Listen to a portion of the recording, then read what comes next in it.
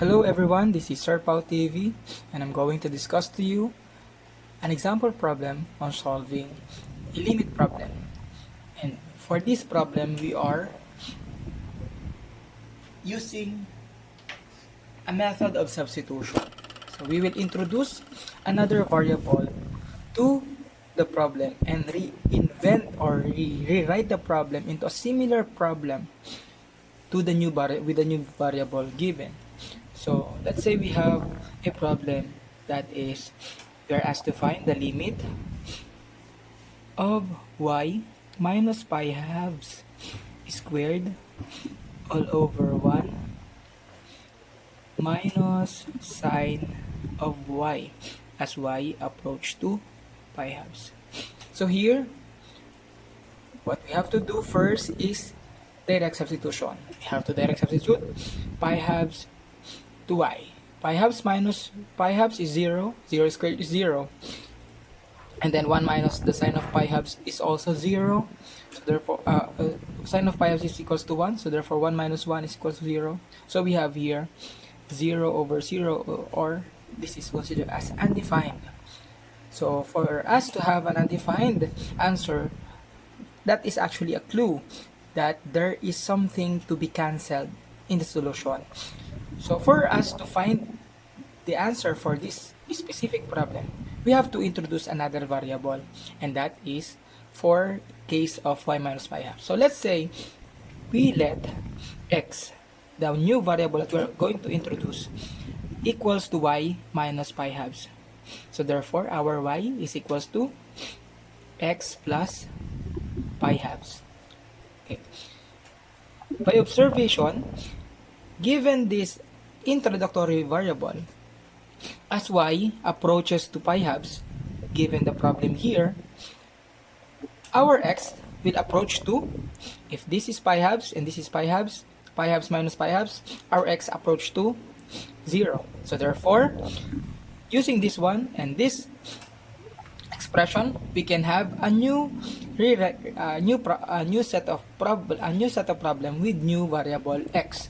So our limit of y minus pi halves squared all over 1 minus sine y as y approach to pi halves will now be equal to, having a variable of x, is limit of, since this is x, because x is equals to y minus pi halves, x squared all over 1 minus sine, and what is y? X plus pi halves. And then we have x approach to 0. And we are going to solve this problem because this problem is similar to this one. When we find the answer to this one, we can also have the answer for this one. So having sine x plus pi halves in the denominator, we can use the law of sines, which is the sin cos cosine. Therefore, it is equals to limit x squared all over as x approach to 0 of 1 minus the quantity, applying law of sines, sine x cosine pi halves plus cosine x sine pi halves. And we are going to simplify the denominator. We know that cosine of pi halves is equals to 0. So therefore, 0 times sine x is become 0. And sine of pi halves is equals to 1. So 1 times cosine x is cosine x. So we have the limit as x squared all over 1 minus 0 plus 1 times cosine x as x approach to 0. So here's our new problem.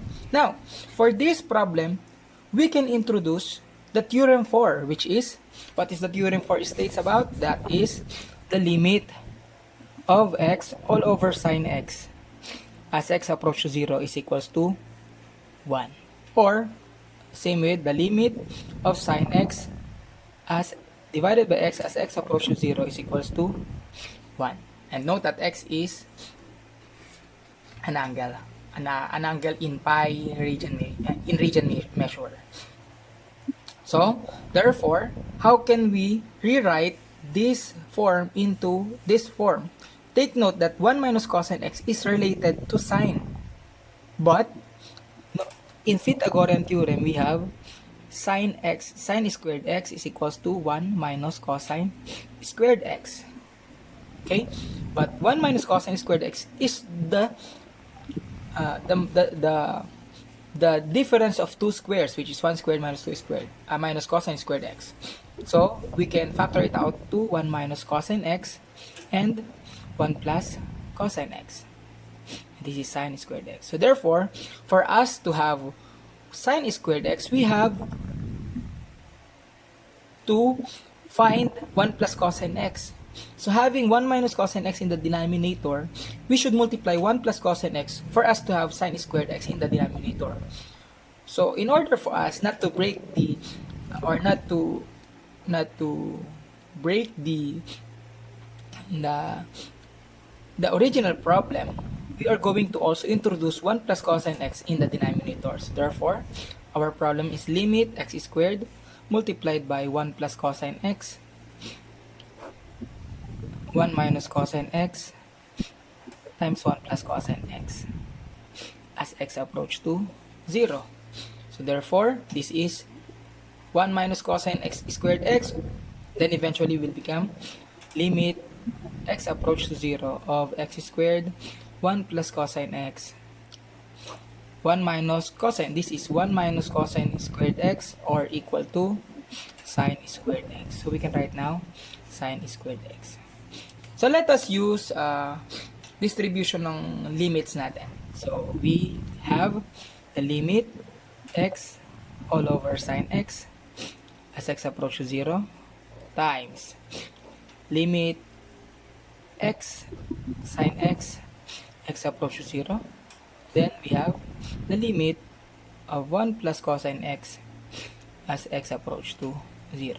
So remembering the theorem for this is equals to 1 and this is equals to 1. So we have 1 times the limit of 1 plus cosine x as x approaches 0 is 1 plus cosine of 0 is 1.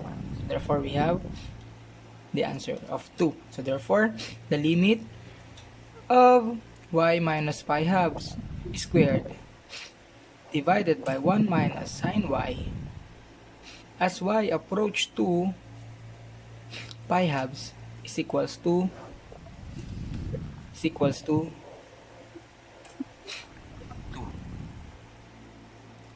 Okay.